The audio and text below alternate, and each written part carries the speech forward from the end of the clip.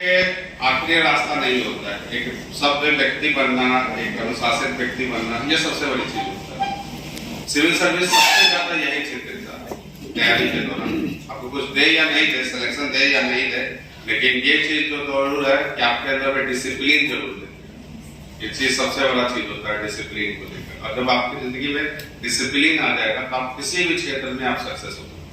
ये सबसे पहली बात है डिसिप्लिन को लेकर, क्योंकि आपको भी पता है कि यहाँ पर मैं अपना कैरियर बनाने के लिए सबसे बड़ी बात होता है। और सबसे बड़ी बात होता है कि बहुत सारे स्टूडेंट होते हैं वो अपनी इच्छा से इस फील्ड में आते हैं। बहुत सारे होते हैं जो फैमिली प्रेशर से आते हैं, बहुत सारे होते हैं जो अपनी इच्छा से आते हैं कि हमें समाज के लिए कुछ करना है, ये सारी चीजों के लिए।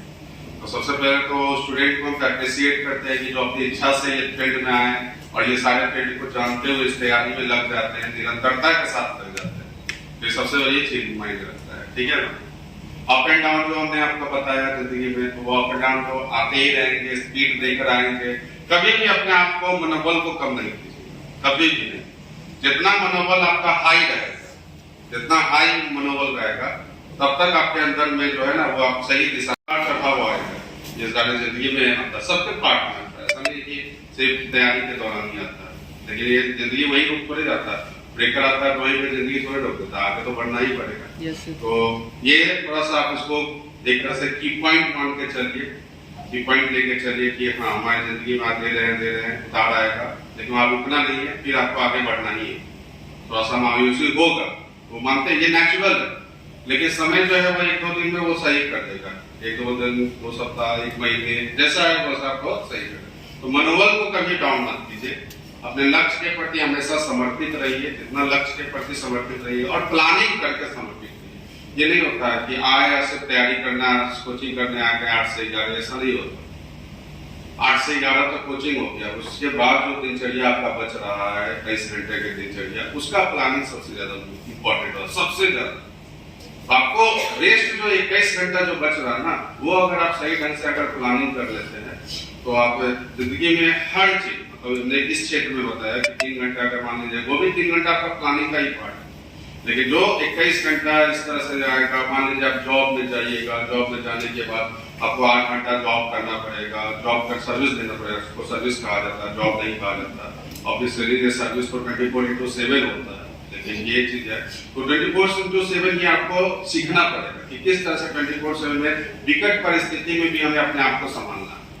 आप जब प्रशासन के पार्ट बनिएगा ना, तो आपके लिए टाइम नहीं निर्धारित है, आपको 12 बजे रात को भी आपको बुलाना है, ठीक है।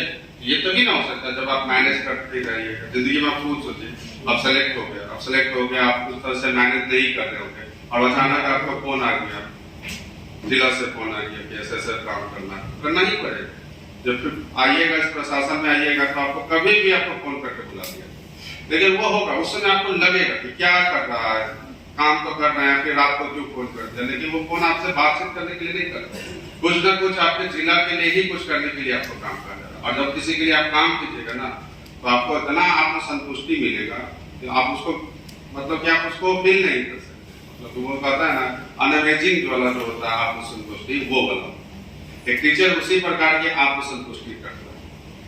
सभी लोग जब उसको संतुष्टि मिलता है कि हाँ हमने अपने क्षेत्र में ये चीज दिया, हमने ये चीज आज लड़कों को कन्विंस कर दिया, आज ये हमने पढ़ा दिया, तो आपको संतुष्टि मिलता है। और ये आपको संतुष्टि है ना, वो सारा थकावट को दूर करता है, दिन भर की क्लासेस पे थकावट दूर करता है, हर बैच में ये कर देता है, ये सब।